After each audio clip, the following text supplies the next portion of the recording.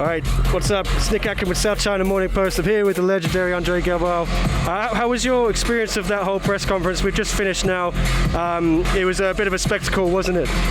Yeah, so definitely was probably my biggest conference, press conference.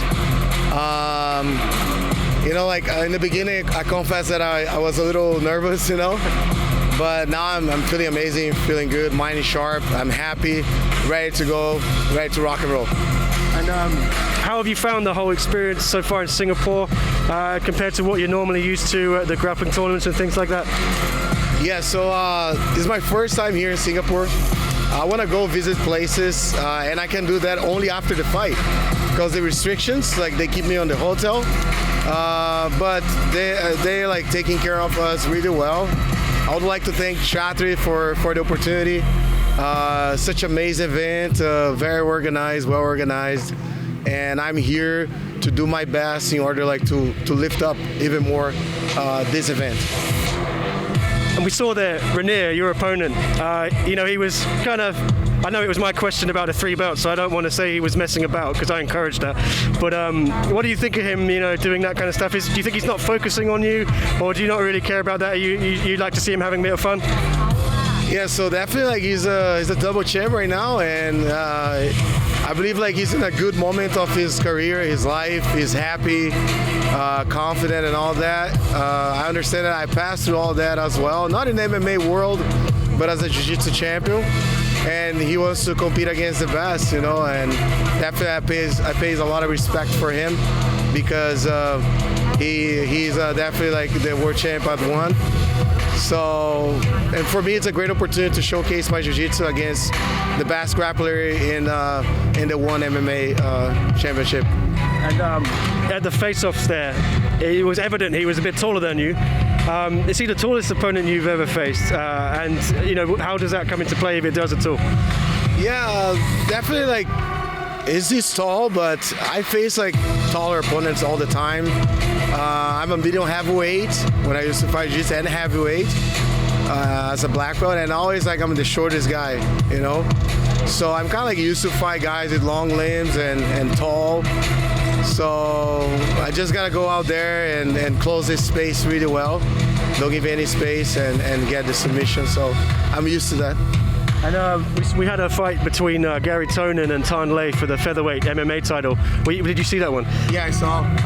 What was your opinion of Gary's approach to the fight? And do you think he was mistaken maybe trying to go for that leg lock? Would he have been better off perhaps trying to get Tan Le's back? No, I don't think so. I think it was the other guy did a really good job, Garry went to his game. He loves heel hooks, and he always does that. And sometimes you gotta surprise your opponent, with a different strategy. Maybe that was his mistake, probably. But I don't think it was a mistake, right? It was a fight, the moment of the fight, and the opponent was ready for that. You can tell the guy was very well trained. And he punched really, really well, when he was defending the heel hook and defending really well at the same time. And if Garry won, everybody would say, "Man, you're amazing, you did great," right? But unfortunately, he ended up getting this bitter, his side, so he lost. And there was a bit of an argument online after the fight between some members of the community. Between Ryan Hall was saying that Garry Tonon was a little bit disrespectful. Obviously, Ryan Hall trains with Tan Le. Did you think Garry was disrespectful at all in his approach? I don't know if you saw sort of the interviews leading up, or do you think Ryan Hall was being a bit unnecessary with his criticism?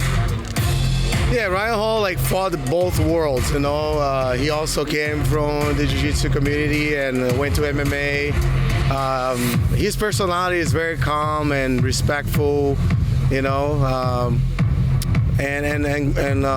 Garry likes to talk, he likes to sell, I would say, right? And sometimes it's part of the game, it's part of the game, and it was working for Garry, but I understand the side of Ryan Hall, so we gotta understand both sides. So to be honest, it's your choice. You make a choice if you wanna talking a lot, or if you don't wanna talk a lot. So it's a choice, right? And sometimes like it doesn't go the way that you plan, you know, and then you just gotta change the plan or stuck with the same plan and keep moving forward, you know. All right, and I think we've got to get out of here, so I'll just ask you one more. What's going to happen on Saturday night then? Yeah, Saturday night I'm hunting submission, and my goal is to get the victory. Of course, to get the victory, I need to submit my opponent before 12 minutes. So I'll showcase my jiu-jitsu, going after RDR. I know he's a tough grappler, a tough guy, but I'll get my arms raised. All right, thanks, man. All right, thank you.